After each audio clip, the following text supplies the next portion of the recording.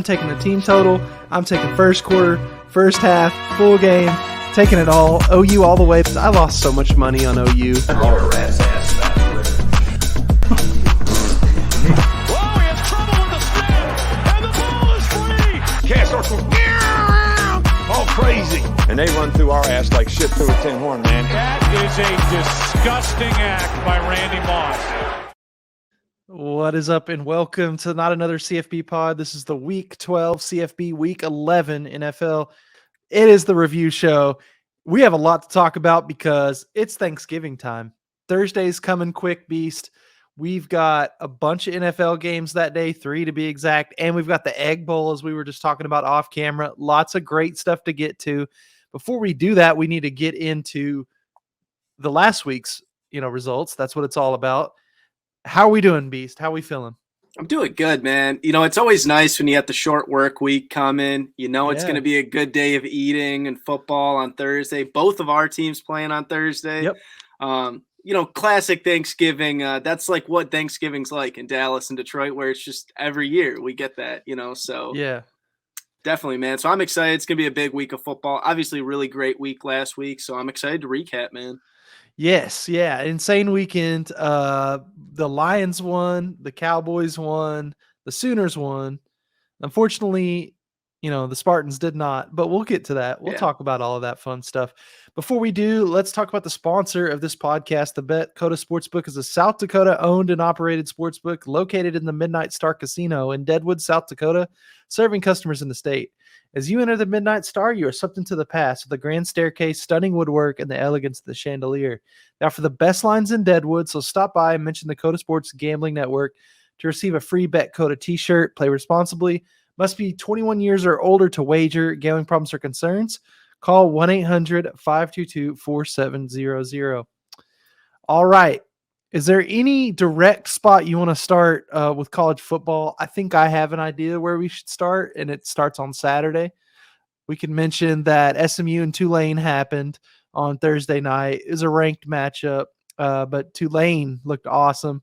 They won 59-24 over SMU. I had the over in that game. It was awesome. It was a good time. Okay, but as far as Saturday, is there anywhere you want to start? I guess I want to see where we're starting off, because I know you had one in mind. Yeah, we have to, I think, start with the Tennessee Volunteers as a number 5 team in the country. Lots of Vols fans were saying they should be in over TCU. They're better than Michigan and Ohio State, all this stuff. Well, South Carolina whooped them 38-63 in South Carolina. Spencer Rattler had a career day. That's probably never a good thing if you're a Tennessee fan. They just stomped them. I mean, everything was working. And then once it started getting, out of hand, obviously the score got out of hand. So, yeah, just an insane upset, though. Yeah, definitely tough vibes, too, with Tennessee, just because Hendon Hooker gets hurt, tears I didn't even ACL. mention that. It was an ACL confirmed that he tore. So so it's like everything's kind of down, because suddenly your CFP just down the drain. Suddenly your star quarterback, who potentially was going to be a first rounder if things kept going in the right way for him. He may have been a first rounder if he went out in the draft this year. I don't know if that's such a thing now. It's tough because too, like, we've also seen Tennessee do this to everybody this year, where they're the ones putting up 63 points, and to see them have it done to them. Yeah, you hate to see it, but it proved to us that if they were to have gotten to the CFP, maybe they would have done the same thing, where they just collapse under the pressure. So exactly, this would have probably happened either way, because that defense definitely has some problems, no doubt. And I think we talked about that before when we talked about how much we like Tennessee. It was that the offense could score so much that even though the defense wasn't very good, they would just outscore everybody. Well, they didn't do that last Saturday. Next, I want to talk about an insane result. Not the result, but like how we got there. So TCU beats rival Baylor 29-28. Comes on a last-second field goal with the clock running for TCU. I think there was 17 seconds or something left. Well, I think when they ran the play, there was like 20 seconds left. But they just ran the ball up the middle, essentially, with no timeouts in field goal range. Then they had to sprint the kicker out there, but it was executed perfectly. The snap was perfect. Hold was great. And the kick it got in. It wasn't amazing, but it got in. And TCU comes with a big win. Their 11th win on the season, and they're still undefeated. Yeah, no, definitely crazy game just because TCU was winning that TCU was winning that game 20-14 entering the fourth quarter. Suddenly Baylor, kind of takes over, starts dominating that fourth quarter. Luckily TCU kind of pulls it off, but TCU is another team, kind of speaking of that trend of we were saying like teams that their defense hasn't played all that good at times this year, but their offense has had to outscore teams. Well, TCU just keeps doing it, man. Like, Yep. I wouldn't necessarily say this was like the worst defensive performance. They only allowed 28, but they did have a lead that was a 6-point lead entering the fourth quarter. Suddenly they give up that lead and then some, and they had to come back and win it. But plenty of resilience out of those Horned Frogs, man. They just seem to every single week they're getting these wins where they never give up. I got to give them credit, man. Yeah, you got to respect it. TCU, that's the reason I did want to bet it. Now, Baylor did cover, but I feel like people have been fading TCU so much all year, and they just keep winning. And they do win. They just didn't cover the whatever it was, 2-point spread. Tough for TCU bettors, I guess, because they won but didn't win the bet. Let's talk about number 3, Michigan, in a weird game versus Illinois. Michigan kicks a field goal kind of on the final drive there to put themselves up 2. Really ugly performance from them. You and I both thought Illinois was not very good, and I still don't even know that they're very good. But the Michigan performance, I mean, it was almost like they ran up against the same kind of team. It was like an inter squad scrimmage, and it was just a grind them out kind of game. But what do you know? Michigan won, and they did kick a lot of field goals. I know their final score isn't great, but if they convert some of those into touchdowns, probably a much different final score.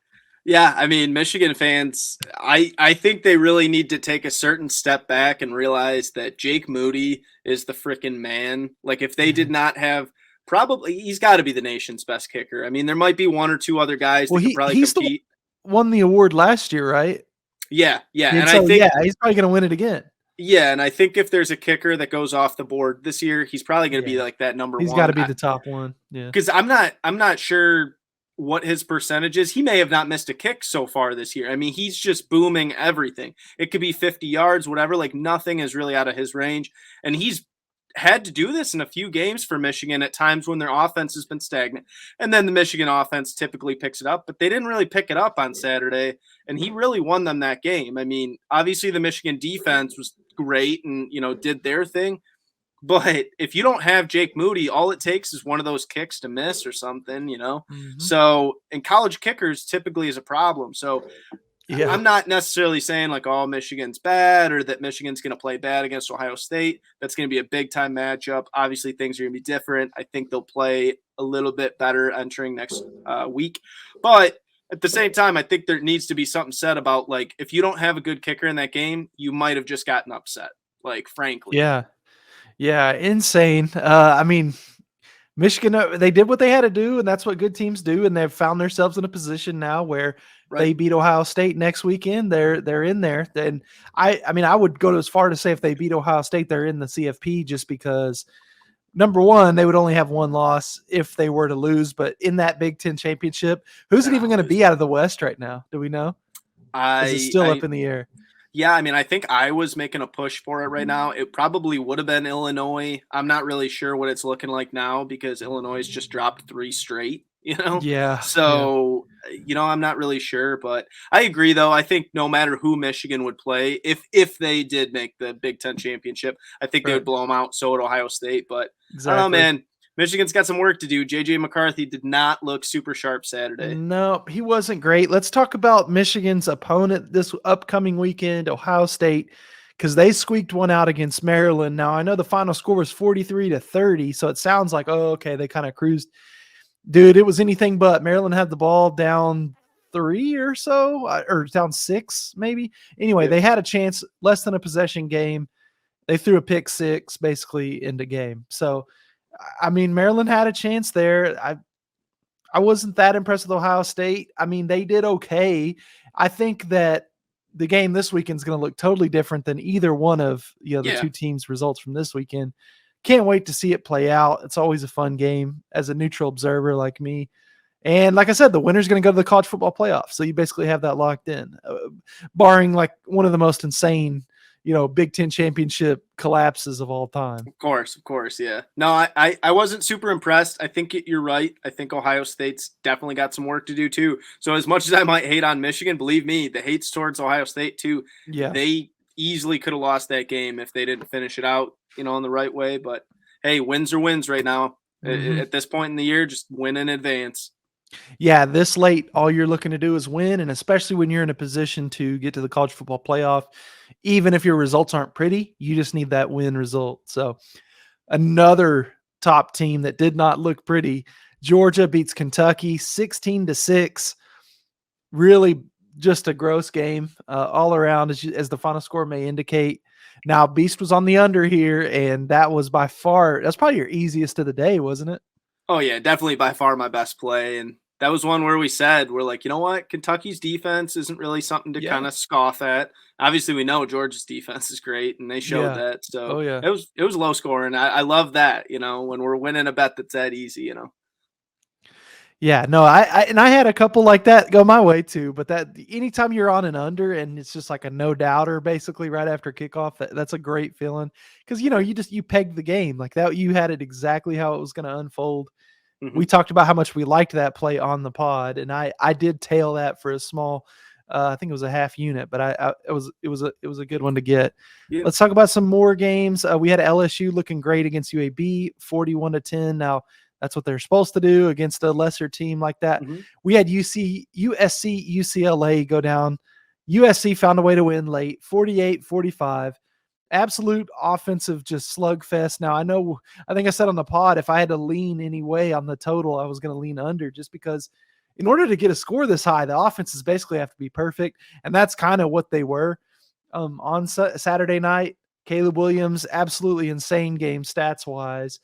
Think he kind of has to be in the Heisman talk right now. They've only got one loss. They're, on a mission, basically headed straight for that Pac-12 championship game. He's going to have the numbers. The stats are going to just absolutely jump off the page. I don't know if he'll win it or not, but regardless, insane game. USC with a really good win there.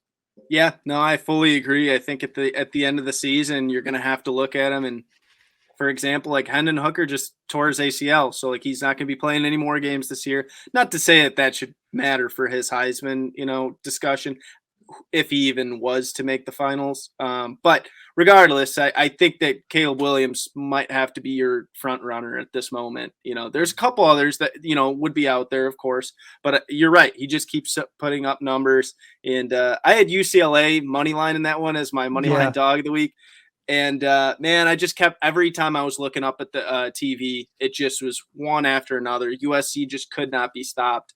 And that's something we said about that team entering this year was, man, when their offense is rolling, they're going to be hard to stop. And Caleb Williams, he can't be stopped right now, man. I think he threw for like 430 yards. Yep. Rushed for like another 30 or 40. He's just putting up video game numbers every week. So they're good, man. They look really, really good. Yeah, they're doing the thing. They're the last, kind of hope for the Pac-12 to get a team in the playoff. But I do think if they win out, they're in. That was a really big ranked win that they just picked up. So we'll see. The morning that you're listening to this Tuesday, there'll be another college football playoff ranking coming out Tuesday night. So then we'll really see, kind of where they're at. They were number 7. They're obviously going to jump Tennessee. My question is do they jump LSU? Because LSU has 2 losses. But some really good wins. So that's going to be one to keep your eye on. Let's move on down the list. Alabama beats up on Austin P 34-0. Really stupid game that they play those, but hey, what are you going to do? Clemson, I thought, looked pretty impressive. They won 40-10 over Miami. Now, Miami's absolutely quit on the year. I know we talked about that. I think I just thought Miami might get up for that game a little bit more than they did. Not great. Let's talk about the other big Pac-12 game, Utah and Oregon. Oregon wins at 2017. This was a pod that was all over. We've liked both teams, but I know for this one I was on Utah. Thought they had a good chance. Just too many turnovers.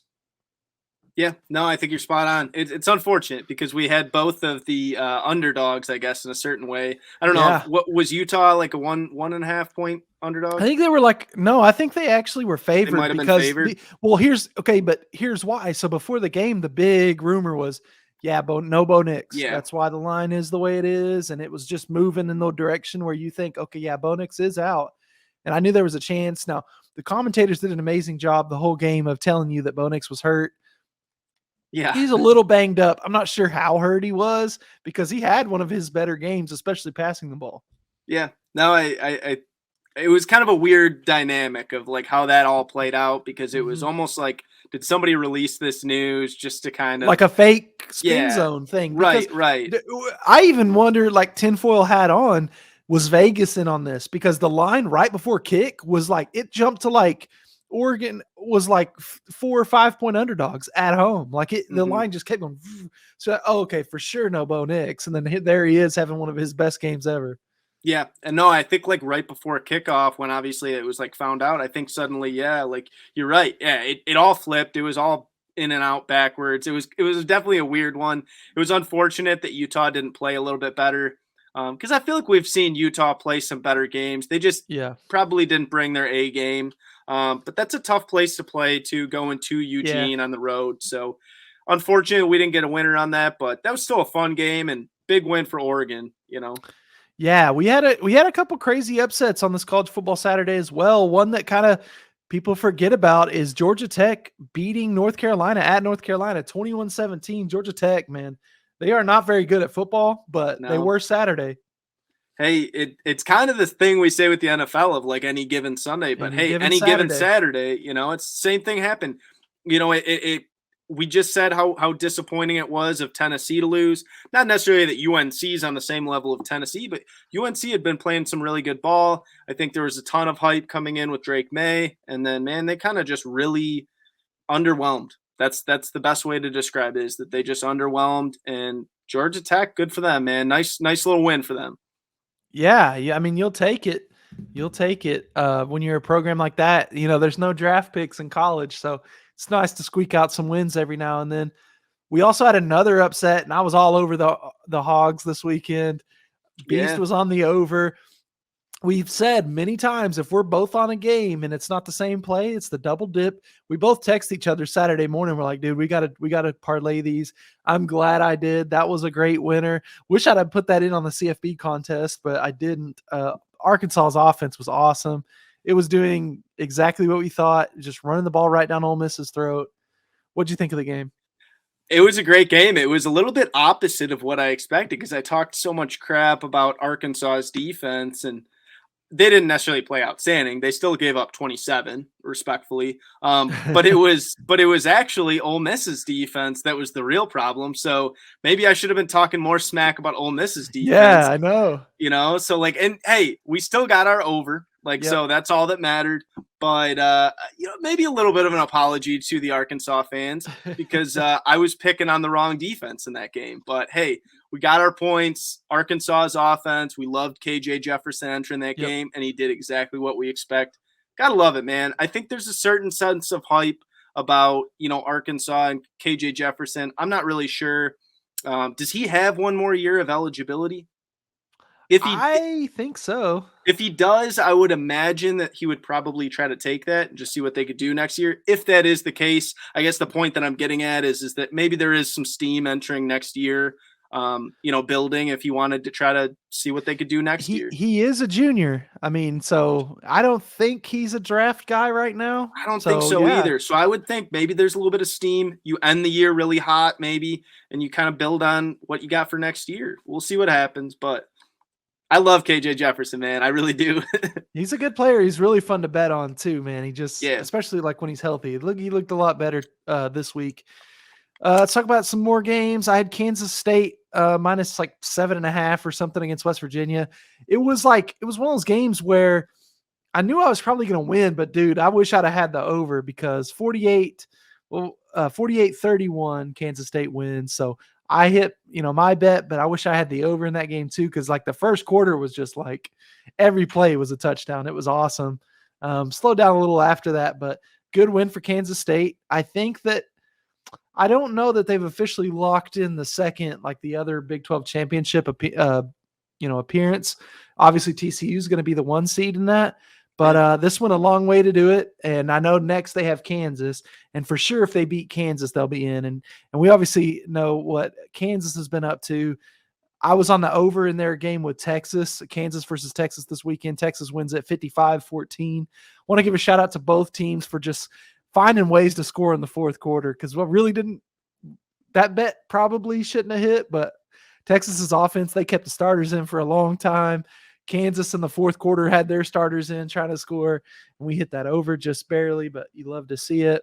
Hey, it doesn't matter if it hits by 1 point or 10 points. A win's a win, man. Yes, absolutely. Okay, so we've got a couple more games to talk about, and then we'll talk about each of our teams. Obviously, my team was in Bedlam. Yep. Okay, so Notre Dame, good win over Boston College, 44-0 in a snow game. Pretty interesting spot. Absolutely blew them out. Love to see it. Florida State, I think they're back. They beat Louisiana 49-17. The Noles look really good. Navy versus UCF. I had the over. It was never close. Pretty gross game. Let's talk Bedlam. It's time. Oklahoma beats Oklahoma State 28-13. OU scored all their points in the first quarter. I thought it was about to be a blowout. It's 28-0. We looked awesome on both offense and defense. Oklahoma State wasn't doing anything. Oklahoma State kind of continued to not really do anything. The difference was OU's offense absolutely shut down. They quit taking shots down the field. They weren't committed to the run game. They were just trying all these little intermediate throws, and Gabriel's confidence left him and never was the same. Couldn't hit guys, but at the end, during the game was very frustrating. I think OU went like 1 for 15 on third down or something insane. But it was one of these ones after the game, after the day went by, I look back at that score and I'm glad we won. It really took only that one really good quarter to beat Oklahoma State, so that feels good. Yeah. But it was a ranked win. So what are you gonna do? Yeah, that was one of those games. So I was at the bar, and obviously a couple different games on, but me and my boys are watching. And after that fourth score, we're like, damn, Oklahoma State, man, like they're up 28-0 right now. And we thought that game was going to be kind of a blowout. So, we kind of started doing other stuff. We were ordering food, having drinks, watching some of the other games. And then it was kind of like you look up and now it's the second quarter and like, there's not much changed in the game. And then you look up and it's like the third quarter and you're like, man, it's been a minute since Oklahoma scored. And then it was like, wait a minute, like they still aren't scoring. But I was like, their defense is still playing so good that it didn't necessarily matter. Like Sanders put up a ton of yards, but it just it was meaningless yards. You know what I mean? Like, it doesn't matter if you throw for 380 if you're not putting up the points to match it. So exactly. Good win for Oklahoma, man. Yeah, they got held to just one touchdown, a couple field goals. That was it. And Oklahoma's defense was playing very well. I think they had 4 interceptions. So that was kind of cool to see our DBs actually catch the ball when it hits them. That was nice. Let's talk about the Michigan State Spartans. They had a double overtime game in East Lansing against Indiana, but Indiana comes through 39-31. Got to be pretty frustrating because when I saw the score in the fourth quarter, I thought, okay, Michigan State's going to put it away. I think they were just up a touchdown or something, but I just couldn't put it away. Dude, so bad. When you look at this game, like it just feels like there's absolutely zero reason that Michigan State lost, because there is absolutely zero reason that they lost. They out totaled in yards, 540 total yards for Michigan State, only 288 for Indiana. So like almost doubled the yardage, just ridiculous. And on the other hand, it just like you can't put up 540 yards and just have so much issues towards the end of that game with scoring. Obviously, the main story point for most Michigan State fans was just the missed field goals. They had a 22-yard field goal at the end of the game that was set up. I want to say they were in the red zone and they had set like yards. They said, oh, we weren't really going for the field goal, but they were definitely like setting up for the field goal. They were running the ball, definitely taking it easy. Ran it down. There's maybe like 10 seconds on the clock, and they miss a 22-yard field goal. And it's like they have a left-footed kicker, and they set up on the left hash. And after the game, they were like, oh, like maybe we shouldn't have set up on the left hash. I'm like, dude, I don't care what hash you put it on. Like, it's a 22-yard field goal. Like, this is high school shit, dude. Like, I'm like, like any kicker would make that. I'm like, heck, I know guys that would walk off the street and could hit that. I think I could hit a 22-yarder. I'm pretty confident. Yeah, I mean, I know we all like say, oh yeah, I could hit it, but I feel like a lot of guys really could hit that. But no, 22 yards is not that hard. No, I know it's hard to get great height, but I could put it through the uprights for sure from there. We might need a PG. That'd be some good content. There's a local college right down the road. I'll get out on their field. That would be good. No, but I'm like, it was so frustrating because then they go to overtime, more kicking issues, missed field goal, and then they just end up losing the game. So it was disappointing on all fronts, yardage, missed field goals. So sad, but they could still get a win this week and get bowl eligible. But yes, who do they got this week? Let's see this week. Let me see what I can see on their schedule. It is Penn State. So, no, they're probably not getting that win. They're probably that's not tough. Go bowl. At Penn State as well. Nope. Yeah, they're probably not getting it. So, that's great. Gotta hope that they're one of the 5-7 teams that, they get that bid. Sometimes these 5-7 teams get to make a bowl. It just depends on who, needs a team. So maybe so, because those extra practices, as we talked about, are a big deal. Okay. Yeah. Man, yeah. OU got bowl eligible this weekend. Did want to mention that. So I'm happy because that was kind of the goal now. Once you lose a couple games, it's like, okay, just get to a bowl. Let's get some practice. Get it in. So tough. Is there anywhere else you want to go on college, or are we ready for the NFL? No, we can wrap the NFL. I think there was a lot of big games this week. There was. Right now we got Monday Night Football going down. 49ers up 14-10. It's almost halftime. They're playing in Mexico City. There has been like some weather on and off, so we'll just have to see how that game goes, but pretty close so far. Divisional game, not a surprise. Yeah. We had a really good Thursday night game. I thought we had Titans-Packers last time we were recording. I was on Titans +3. They kind of cruised in that second half. They win at 27-17 at Lambeau. A good win for the Titans. They're in first place. We really haven't talked about them enough. They just kind of play a boring style, but I think my take is they're going to be really good come playoffs. That's like the ultimate playoff style. They play that every week, Yeah, shout out our guy Kyle, big Titans fan. I feel like, and he's a heavy listener of the pod too. So definitely shout him out. And I feel like I shouted out like multiple teams that I was like, I had the Bears last week, and I was like, oh yeah, like shout out JD. Like I feel like I don't end up betting on the Titans that much because you're right. Like they're good, but then other weeks we'll be like, well, are they good? But no, like they're actually a solid team. They're in first place for a reason. We love our guy Derrick Henry, man, just absolutely pounds the rock. And it was nice to see Tannehill back last week. Yes. He had a pretty nice game. He threw for 333 yards. Very I'm not efficient.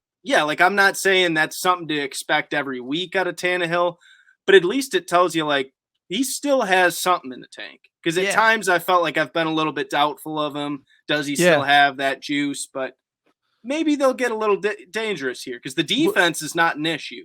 Exactly. The defense is really dominant. And, I guess it's not that surprising with a defensive-minded head coach, but still they play for they are such a tight unit, it feels like. So we'll see. Hopefully the injuries, stay away and the Titans could keep it rolling for our guy, Coda Capper Kyle. Mm-hmm. That's our guy. All right, let's talk some Sunday football. Just some crazy games out there. Where do we want to start? I'll throw this one out and you can tell me yes or no. Let's talk Browns-Bills because it was an insane comeback and then kind of a back and forth there in the fourth quarter. 23-31 is the final. The Bills win it. I was on a teaser of Bills and the over. I didn't think the over was going to hit there for a little bit, but thanks to both teams kind of running it up in the fourth quarter, we get there. Great win for the Bills. This is like they've lost a couple games like this year. So it was good to see them. We're in a close game. We're in a battle. We got to find a way here in the fourth quarter. It's nice for them to check the box, especially it's like an emotional week because they had a crazy blizzard in Buffalo. So the players had to leave town kind of early. They didn't really get to practice this week. They go out there and play. The first quarter doesn't go great, but then they rebound, get a great win. And I saw where they're going to try to hurry home for a little bit before coming back to Detroit for a big matchup with the Lions back in Detroit. But I do believe that they went home just to see family and check on everybody. But crazy game. Bills win. Yeah, so I was unaware of that, so I'm kind of glad you mentioned that, just because that may end up factoring into If our you're lines. placing And some Thanksgiving bets, which we're going to talk about in a little bit, yeah, could be a that detail. may end up factoring in. We'll see. It probably doesn't necessarily matter, but I would have thought if I was the Bills that I would have just stayed in Detroit and practiced the extra couple days, because between Sunday and Thursday, it's not a huge Not a lot of turnaround. days. But I Yeah. guess when you got a private jet and stuff, that like it doesn't really factor in. Like us peasants, we don't really got that kind of money. But Yeah, and we don't travel as much either. That's one thing that people don't understand. These professional athletes, they travel a lot, and traveling can take some out of them still, but they know their bodies, they know what they yeah. need. If they need any kind of hydration, that they got it fine tuned. It's a process they do all the time. Hmm. Again, we'll talk about that Lions Bills matchup here shortly. Yeah. Let's talk about a couple more games. Eagles had an insane comeback, and they beat the Colts 17-16. This is kind of what I needed to see from the Eagles, because I thought the Colts had this game won, Hmm. but that fourth quarter was all Eagles. Great win. I saw that it was a nice scramble, I think, to win the game there. A touchdown by Jalen Hurts that put them over 17-16. Good win. It is a good win. I don't think I've had as much confidence in the Eagles lately. So for them to kind of come back in that fourth quarter and do what they did, like that was a nice performance. Obviously, they were still hanging on by a thread towards the end of that game. But you know what? It's not always easy traveling in the NFL, and that game was in Indy. So like, nice win for the Eagles. They needed a win pretty bad, because there was a lot of people that were talking, well, are they just going to choke on like the NFC East here? Like, are they going Yeah. to lose it all like right now? But they Yeah. got their win this week, because they could probably feel the Cowboys breathing on them right now, man. There's a lot of momentum. Let's get into it. The Cowboys beat the Vikings. I told them on the pod. Cowboys beat the Vikings 40-3.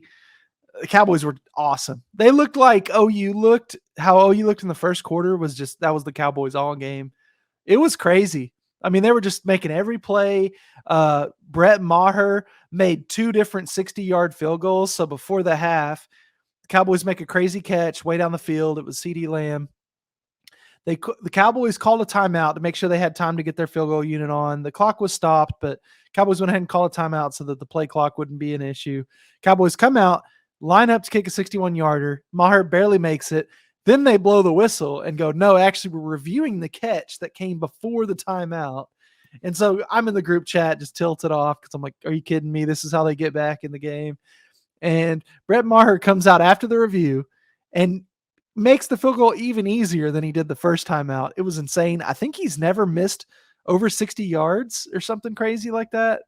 But yeah, Cowboys were just great top to bottom. Defense was awesome, had a bunch of sacks. Tony Pollard had an all-time game. Zeke looked good. Dak had a very efficient game. Oh yeah. His numbers weren't insane, but very efficient. He only had 3 incompletions. I loved what I saw from the Cowboys. I definitely think they're a playoff team. Vikings looked a little fraudulent, but at the same time, the Cowboys are just so physical that they can kind of do that to certain teams. If you're not ready to match that level, Vikings coming off that emotional win against the Bills, it's part of what factored into the Cowboys pick. But what'd you think of the game?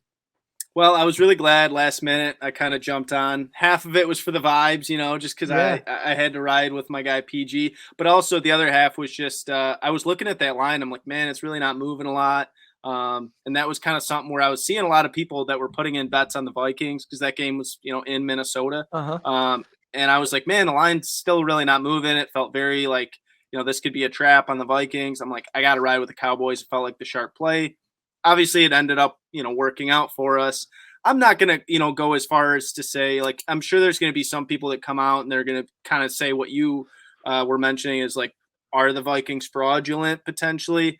I'm not going to say that necessarily, because they've looked really, really good in some other weeks. I just think that right now Dallas is peaking, and I think that Vikings just ran into a Dallas team that's absolutely on fire. We'll see. I mean, both these teams are probably going to end up making the playoffs. I would be shocked if they both didn't. They may end up meeting at some point, or they may end up, just trying to – we'll see. Like right now, the Cowboys look unstoppable, but by the time the playoffs come around, it could be a completely different situation. So very nice win though for the Cowboys. Like we said, they're grinding, trying to get the division. And also if they don't get the division, get one of those like top wild card spots, Yep. So Definitely. Let's talk about the Lions now. It's time. Our Lions get a great win against the New York Giants, 31-18 on the road again. Dan Campbell, 2 road wins in a row for his first 2 for his career. Pretty incredible, man. I love what I see from the Lions right now. You look at the offensive stats, it's not insane, but just so consistent once they got to the red zone. Jamal Williams had a 3-touchdown day. He's definitely kind of that short yardage guy that has emerged big time for the Lions. I loved what I saw. The defense played pretty well too. Now, I'm not going to sit here and say that the Giants are just some offensive juggernaut, but they're capable. They held Saquon Barkley to 22 yards on 15 rushes. Anytime that's the stat line for Saquon Barkley, the Giants lost. And so the Lions, dominant victory, man. Yeah, no, the thing that I've probably seen out of the Lions, and if I had to take one thing out of this game, it's that there were a lot of people that were really down on Dan Campbell, at various points throughout the season. And I'm with them because we were 1-6, and now we're 4-6 after 3 in a row. So I get it. And I'm not necessarily saying Dan Campbell's the greatest coach in the world, but there does need to be some respect put on the fact that they have won 3 games in a row. And what they've kind of shown me is that there is some potential. It's probably not going to be this year, but there's some potential that maybe next year there is a big bounce back.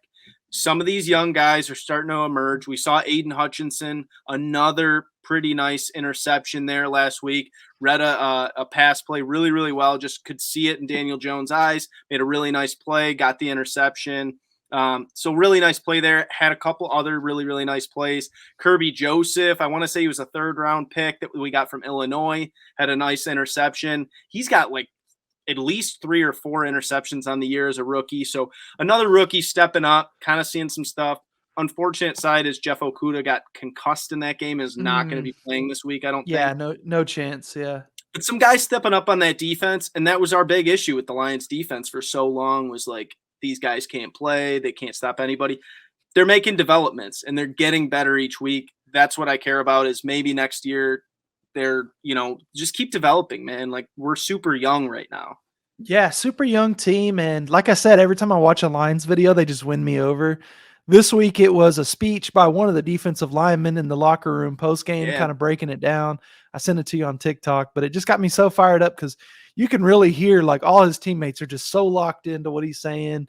And it's just all positive vibes right now. Positive vibes only for the Lions. So we love to see it because their fans deserve it. Let's talk about a couple results before we wrap up the talk of the NFL weekend. Ravens got a good win, 13-3 over the Panthers. Kind of a gross game. We had a couple gross games on the slate. Commanders beat the Texans 23-10. Raiders beat the Broncos in overtime 22-16. Where else? Oh, this one, I don't know how we haven't talked about this one. The Patriots beat the Jets 10-3. The only touchdown was a kickoff return touchdown with like 10 seconds left in the game to seal the victory for the Patriots. I mean, somebody said that the special teams scored more than the offenses did. They had the touchdown. There's only 6 points scored by the offenses. So I don't know what to think that was about either team. That was a fun play too. I guess I cannot believe this stat they were mentioning on ESPN this morning. That was the only punt return touchdown this year, they said. And we're in week 11. Wow. I mean, unless they were mistaken, but I can't think of any off the top of my head. I can't think of any either. Now we've had some kickoff return touchdowns. Yeah, they said that's been the only punt return touchdown. Yeah, I saw that. That was a nice. He set the record back too. So I don't know, man. Like wild, stat when they said that this morning. That is wild. It was a nice win. Obviously 10-3. One we almost missed. Yeah, the Falcons do beat the Bears 27-24. I had the under in that game. There was a kickoff return touchdown. There was a bunch of stupid stuff that happened. So I didn't win that bet, just barely, but I didn't win it. Good win for them. Let's see. Okay, so Bengals, Steelers. The Bengals win it 37-30, divisional game. Joe Burrow's back, man. His numbers were crazy. Not the most efficient day, but 4 passing touchdowns, 355 yards passing. I mean, I love to see it just because I think the Bengals are so fun when they're playing like this. No, I agree. I think let's see, 355 yards, 4 touchdowns. I mean, Burrow is cooking, and if they can get hot before the playoffs, we know what a playoff Joe Burrow is like. And if he gets hot, once again, I don't really care what any other team's done this year. He was taking out everybody last year, and damn near won that Super Bowl too. I mean, frankly, like that was a tight game too. So I'd love to see Joe Burrow kind of run it back as far as getting hot. Because when Joe Burrow's playing good, that's a fun team to watch. A lot of playmakers on that team. The only thing that I would say out of Pittsburgh is Kenny Pickett's numbers. I don't really think depict how bad he looked. It like his completion percentage wasn't necessarily that bad. It was like 59.5, still threw for 265 yards.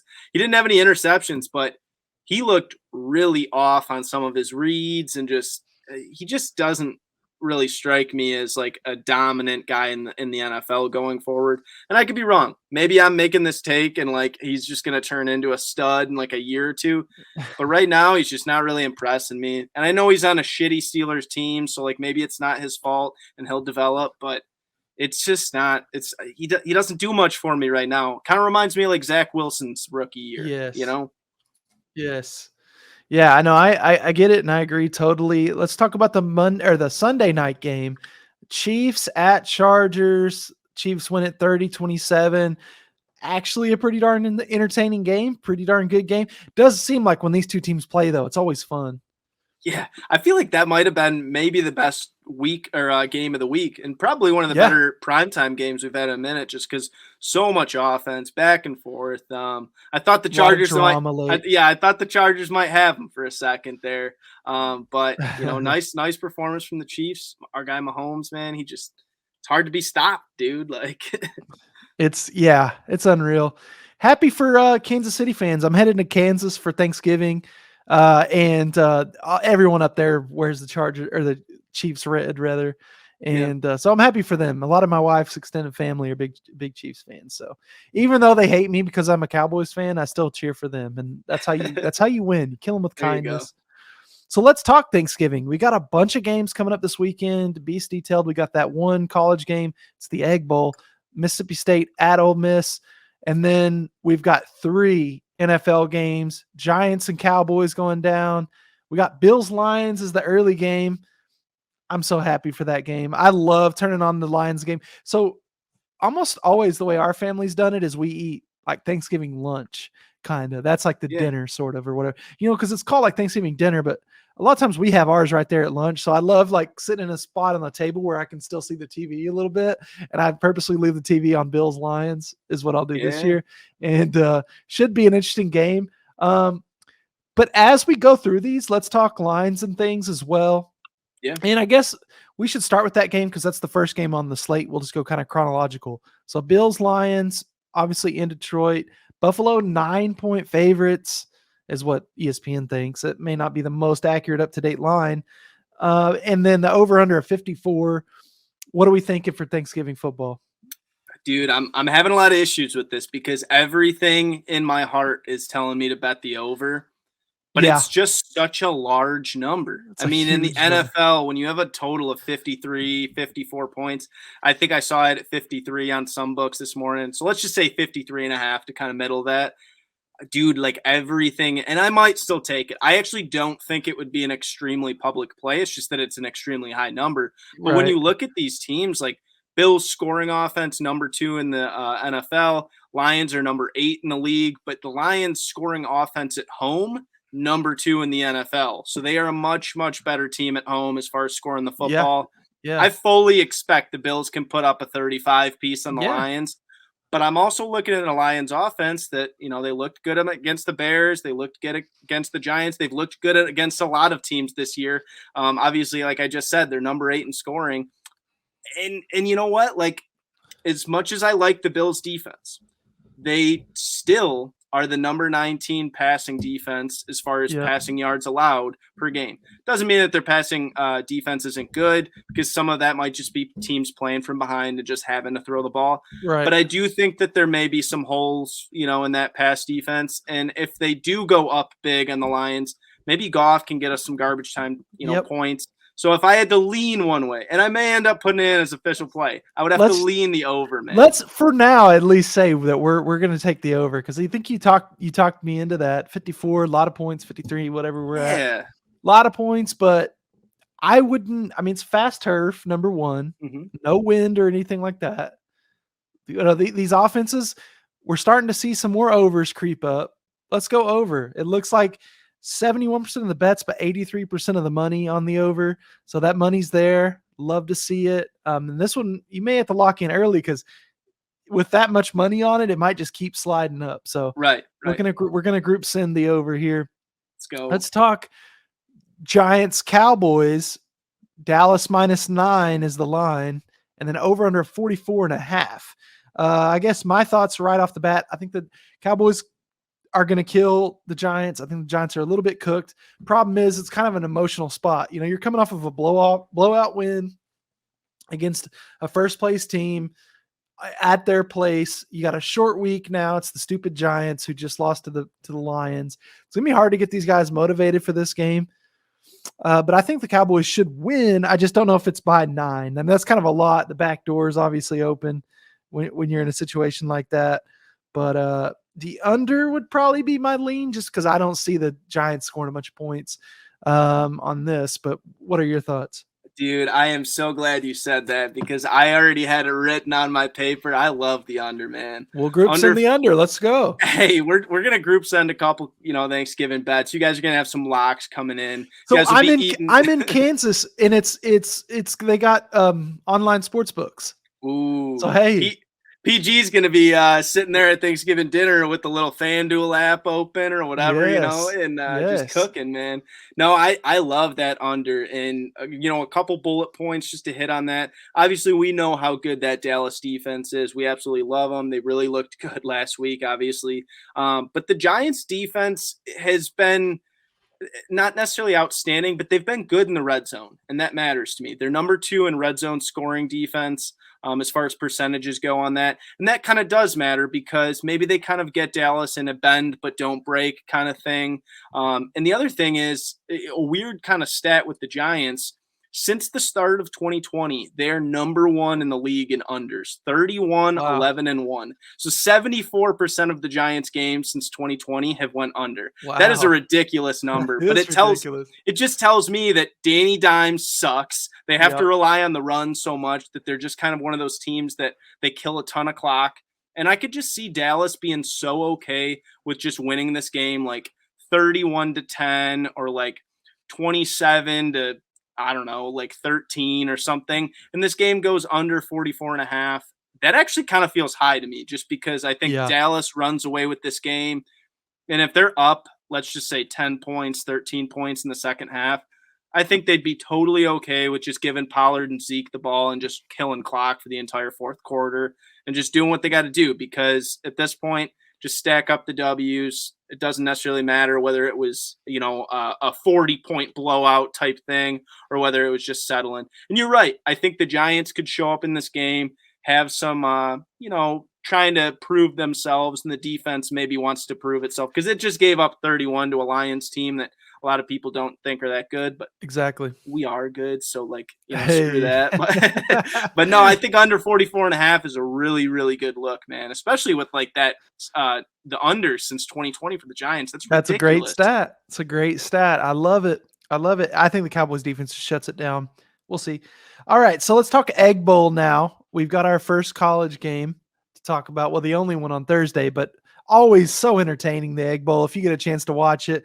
Now, neither one of these teams are amazing. You got the 7-4 Mississippi State Bulldogs at Ole Miss. They're 8-3. The vibes are kind of down at Ole Miss. Like, I'm worried. Like, a report came out the day of we're recording that said basically Lane Kiffin's already accepted the Auburn job, the vacancy there, and that he's going to tell his team and blah blah blah. But he's still coaching, and he tweets out that he didn't say that, or it's not. He's kind of saying like, "Oh, I didn't take that deal," without like actually saying it, which is kind of exactly what Lincoln Riley did, last year. And Yeah. so I don't know. The vibe's got to be weird there. The line's 2.5. The Ole Miss Rebels are favored, but I'm too afraid of their vibes to go with that. What I think maybe the group send is here, and it's just based off percentages. I haven't dug into the numbers much. Let's look at this over, because it's over 59, so it's a large number. 40% of the bets, 86% of the money. Some people with some big pockets really like this over. Anytime I see a number like that, it makes me want to jump all over it. Normally in the Egg Bowl, I take the over just because it's chaos and you never know. And the final play is probably going to be a touchdown that hits the over. So let's go over 59. What do you think? I like it a lot, man. I think if I had to lean one way, it would have to be that. Like if you're looking for some type of a bet to have on this game, I would assume that would probably be your best look, just because I'm not really like a huge fan of either one of these defenses. Obviously, we just saw Ole Miss's defense got exposed by KJ Jefferson last week. Yeah. And an Arkansas offense that's good, but I wouldn't say Arkansas's offense is like, they're not doing that every week. no, so like I was not impressed by Ole Miss's defense at all. And at the same time, like we've seen Ole Miss at times put up tons of points in bunches. But Mississippi State, man, like last or 2 out of the last 3 weeks, I'm looking, they put up 39 on Auburn. That's a nice number. And then they put up 56 last week against like East Tennessee State, which isn't necessarily as impressive, but it's still 56 points, So I would have to say I could see both these defenses kind of crumbling, and this just turns into a shootout. So if I was to lean one way, I think I would have to go that way, but kind of a tough one just because I know there's going to be a ton of really good college games coming up on the weekend. So it just depends if you want to, hold off on it, and just focus on the NFL on Thanksgiving or not. So I would have to say lean that, but I don't know, man. I don't know if I can go official. Keep an eye on Potato Gobbler Twitter and at Coda Capper Beast Twitter. We're going to have something, man. It's going to be a really fun Thursday. Let's talk about the last game on Thursday. Yeah. Interesting game. Patriots at Vikings. Minnesota -3, over under 42. I got to say, though, we just said the Vikings aren't a fraud. If they lose to the Pats, they are a fraud. I'll say it. I'm not necessarily super far off. Everything tells me to take the Vikings in this spot because it feels like, okay, they just got embarrassed at home. Yep. Like this is the perfect bounce back spot. Mm-hmm. They're going to show up, especially on a short week. Their coaches are going to say, listen, this is a must-have game. But I don't know, man. Bill Belichick is one of those coaches that seems to, kind of just thrive. He's almost like the Grim Reaper in these spots of like, every time it feels like, okay, we're going to get right back on track, he'll just kind of out-coach you, and he'll pull out some weird, ugly game plan. Yep. And then the Patriots win some game that like makes no sense, like a 10-3 win like this last week. Like sometimes it's stuff like that. Now, I'm not saying that's going to happen, and I'm not probably even going to take Patriots. If I had to lean one way, I'll probably do something with the total. We'll figure something out. We're going to have to probably put a play on it. It's Thanksgiving. We got to have bets on everything. It's the last game, right? On that night, Yeah. Game. So, like, hopefully we're not chasing at that point. But if we are, we'll probably put something on there. But I don't think I can talk myself into taking the Vikings. That's not a statement that I'm saying the Vikings are bad. Just Bill Belichick, man, he's weird and he just scares me in these spots. Yep. I know, man. And he, it's one thing that he plays in those games, but he gets his team to commit to that. I'm sure they'd rather just air the ball out and, try to score, but he can talk them into playing a style like that because he gets results. He wins. So we'll see. An interesting game. Like I said, keep an eye on our Twitters. Keep an eye on at Coda Cappers Twitter as well. Anything you want to say, Beast, before we sign out? Not necessarily, man. I mean, I know there's some action games they're going to be on, so just kind of stick to Tuesday our Twitters. Night. Yep. So like PG was saying, make sure to kind of keep an eye out for that. I don't think I have anything off the top of my head, but I may lock in something. We'll have to dive into the numbers, get in the lab. That's the tricky thing with Maction is I think like some people probably expect that we're looking at that on like, Saturday night or Sunday. It's like, that's one of those ones you look up the day of, and let me start looking into like I mean, the hard facts on like Akron football. We're better than most, where at least we're waiting. We're doing it the day of, but it's not like right before kickoff. Like we're gonna have plays out for you well before. So, like I said, if that tickles your fancy, some action. It's a random league, so there's no telling what would happen. But be a fun one at least. All right, man. Solid recap show. We hope everybody out there has a great Thanksgiving. We'll be back, so stay tuned. Peace. Yes, sir. Peace out, guys. Happy Thanksgiving.